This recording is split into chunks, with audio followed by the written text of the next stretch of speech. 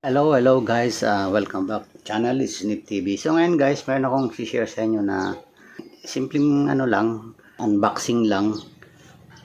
Pero bago tayo mag-umpisa, isa muna ang maikling intro.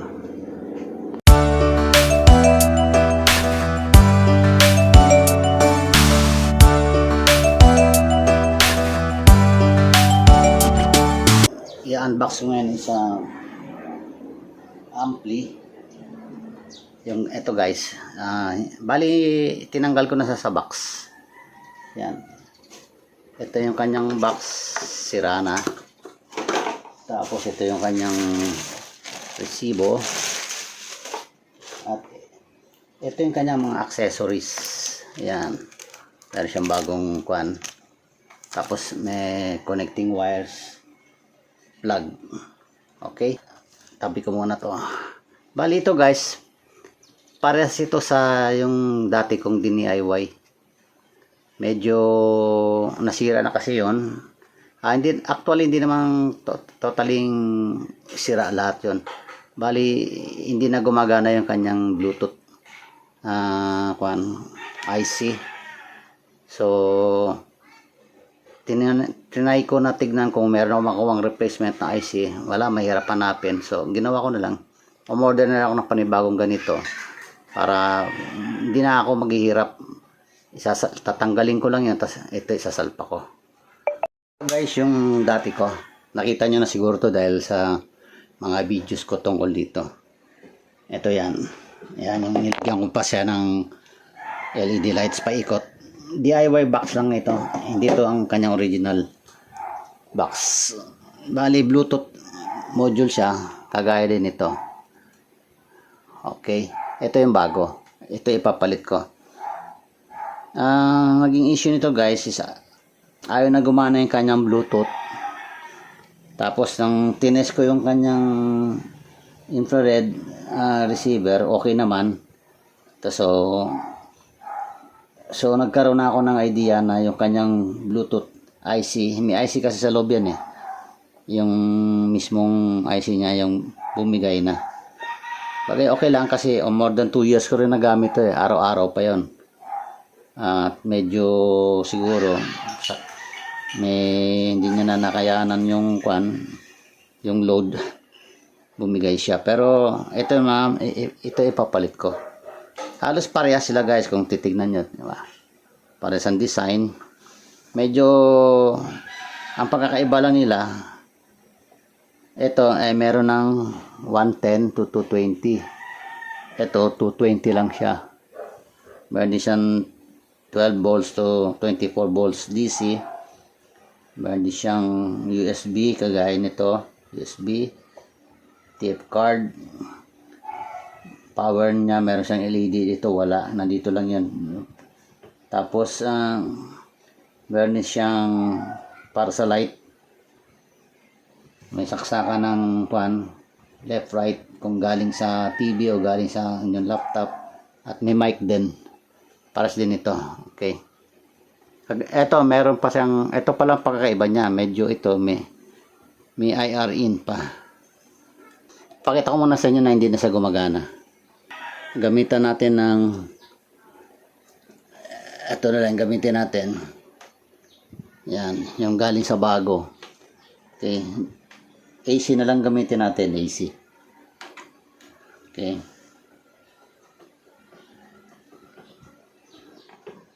Ayan. Ngayon, on natin. Ayan, nakita nyo guys, umilaw yung kanyang power on. Ito. Meaning, okay yung kanyang power. Pero, ang mapapansin mo dyan, hindi siya nagbi-blink, hindi nagbi-blink yung kanyang ilaw. So, meaning hindi nagre-receive yung kanyang Bluetooth. Volume na natin ng konti. Yan. Okay, so ulitin natin, off natin. Ayan, off na. Switch on natin uli. Medyo yan. On natin, iilaw yung kanyang power indicator. Nakakabit guys, speaker nito. Wala tayong narinig na Bluetooth Bluetooth mode, di ba walang ganon? So, ito yung kanyang transfer mode. Pwedeng Bluetooth, AM, or ano, line in. Wala oh. Binabago-bago ko. Hindi nagre-react. Makita mo na kasi dapat, kung okay yung kanyang Bluetooth IC, yung kanyang magpa-flashing yan. Tapos habang pinipindot mo tong mode, magsasalita siya. Line in, o kaya FM, thunder, may ganun-ganun pa yan. Ito wala. So nag-decide na lang ako na palitan ko na lang yung board ng ganito. Kasi kung kukuha pa ako ng ibang board, gagawa pa akong panibagong parang housing niya. Hindi gaya nito na parehas na nito, kasukat na, isasalpa ko na lang. Tanggalin natin. Okay. So ito ang ikakabit ko. Ito try natin kung gumagana. Hindi ko pa guys na to na ano na subukan sa may speaker. Bali ito try natin siya ngayon. Okay. Ito tinanggal ko na to sa ano para hindi masyado mabating video. Tanggalin ko muna yung speaker. Tsaka kagandaan nito guys, meron na siyang speaker kabitan, hindi na ako mahirapan. Kaysa yung magkakabit pa ako ng yan, ito guys oh, itong ibig sabihin mga wiring. Yan. Meron na siya naka-ready. So hindi ko na magagamitin tong provided niya na bago. So baklasin natin muna. Okay, pati sa ilaw guys, nilagyan ko na rin to ng wiring. Na ito yung sa ilaw. Ito yung sa main speaker. Okay, ito. So yan na. Okay. Ito yung antena niya, nilagay ko lang diyan. Ang papalitan ko na ito guys, itong board lang. Okay. Bali ito lang matatanggal. Saka ito guys, kung napansin nyo, meron siyang ganito. Samantalang sa original wala, sa bago. Kaya ko ito nilagyan guys kasi bumigay ang power supply nito. Siguro nag-short. Basta narinig ko lang dyan parang may pumutok siya. So para hindi na ako mahirapan magbaklas-baklas ng mga palit-palit ng ano dyan. Kinondem ko na yung power supply niya. Naglagay na lang ako ng panibagong power supply na 12 volts. Rekta na siya rito sa input nito. Kaya nagkakaroon siya ng power. Kung napapansin nyo, wala na siya rito mga transformer, wala na mga ibang mga pyesa dyan. Gaya nito. Ayan o. Ayan, may transformer pa siya. Ayan, may transformer. Tsaka, ito yung pagkakaiba nila. Ito. Ayan, makikita naman guys yung pagkakaiba. Non-design ng kanyang mga socket. Ayan o. Pero almost, kuan lang yan, pares lang yung kanyang operation. So tatanggalin ko muna to guys. Yan. Tapos kakabit ko yung isa. Babalikan ko guys pag naayos ko na. Okay. Guys, ito natanggal ko na. Ayan, kung mapapansin niyo may speaker do sa loob. Kasi dating ano to box speaker ng ano to ng desktop namin. Tapos ito ginawa ko lang to ng DIY. Papanood nyo rin to sa mga lumang video ko kung paano ko to in-assemble. So kaya nagustuhan ko guys, palitan na lang siya kasi mapapadali yung trabaho ko. Sasalpa ko na lang siyang ganyan. Meron na siyang saksakat. Okay, so lagay natin dyan. Oh, sukat na sukat, eksakto, pati sa mga butas ng pagtutornilyohan. 'Di ba? Lumuwag na kasi natanggal na yung ano rito, yung power supply. So ngayon, tutornilyo ko muna tapos i-test natin. Okay. Okay. Lagyan ko muna ng tornilyo. Yung 4 na sulok lang muna.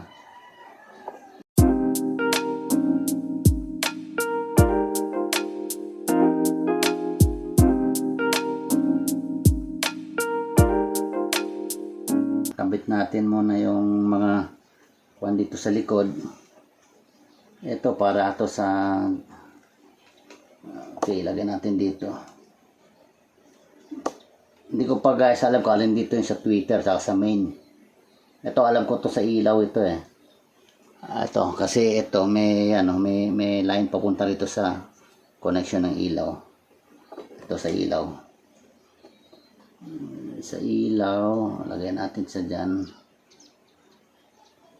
Ayan. Tapos ito yung sa main speaker. Ito, nakakonect tong sa speaker nito. Tapos yung ibang speaker, yung outer speaker, naka-external yun, mga kuan ko dugo, subwoofer ko, tsaka yung mga pang ano ron. Dito siya nakakonect din. Dito ko i-connect yung kanina. Ito, yung mga wires na yun na tinanggal ko. So, kabit muna natin to. Hindi ko pa alam kung alin dito sa Twitter, pero ano lang muna natin. Tingnan lang natin kung tama itong kabit. Okay. So, yan.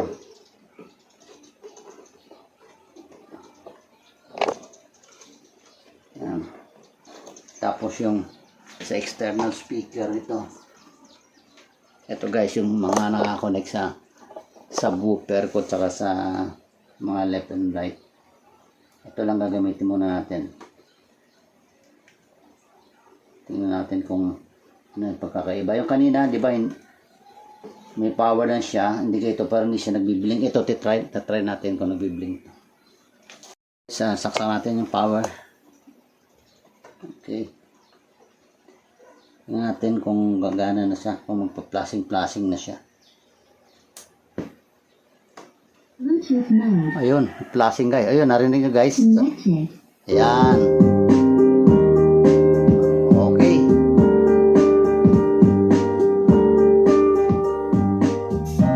Okay, tunog niya guys, ano? Buong buo. Ayan. Hinaan natin volume. Di ba yung isa kanina ayaw na mag-flashing? Ibig sabihin talagang sira na yung kanyang Bluetooth IC module niya. Yung infrared nun okay pa kasi na-testing ko infrared nun eh. Ito, ganyan ang forma dapat nagpa-flashing. Yung kanina hindi eh. Ayan o. Kung gusto nang ibahin yung mode, alam mo ito na mode. Ayan, nagbabago. Di ba yung kanina yung luma ko ayaw magbago. Ito, nagbabago siya. Ayan o. Ayan o, FM mode. Hindi ko lang inano yung antena. Line in. O, ayan o. Balik uli natin sa Bluetooth. Ayan o. Okay. Ayos na. Okay. Okay. Yan natin. Bali ito guys, nakakonect siya sa laptop ko. Yan, para makita niyo yan yung wirings papunta to sa mga speaker. Pero naka-bluetooth ako kaya doon yan guys sa aking laptop. Ngayon, para maniwala kayo guys na nakakonect yung Bluetooth, iyan ako siya. Popost ko. Post. Ayan, tumigil ang sounds, di ba? On natin. Okay. Ito yung mga subwoofer. At nandito naman yung speaker. Yan. Yung mga speaker na nakabit sa gilid. Okay. Guys, final test natin. Pag nag-start kayo guys ng inyong mga amplifier, lagay nyo muna sa minimum volume para pag on nyo, pag power on nyo, hindi siya mabibigla. Yan, alba ganyan, no? Pa-power on natin. Ayan, kita mo, hindi siya mabibigla. Pwede nyong dahan-dahan ngayon to. On nyo.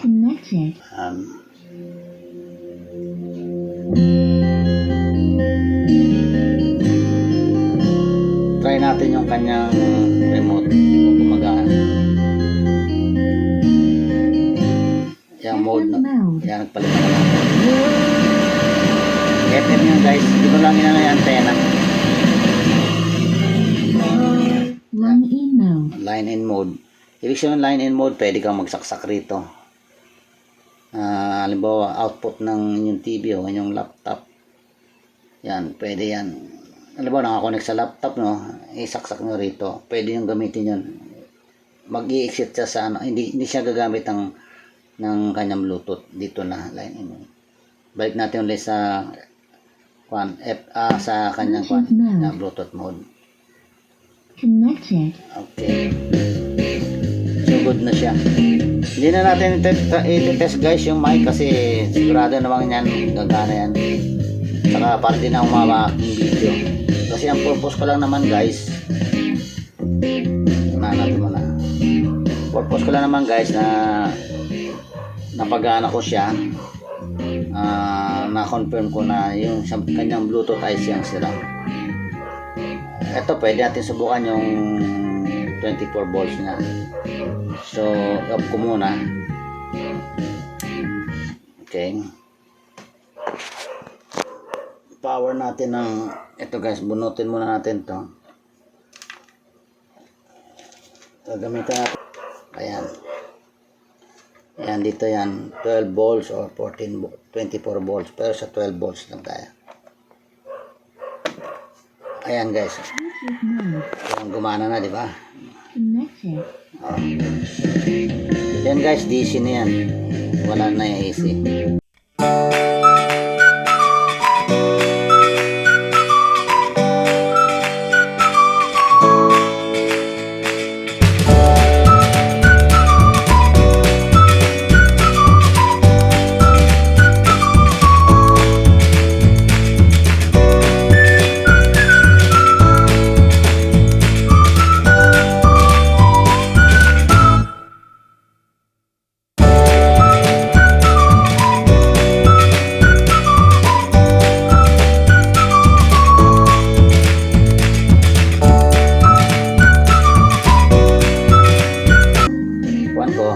Ginawa kong pagre-repair successful.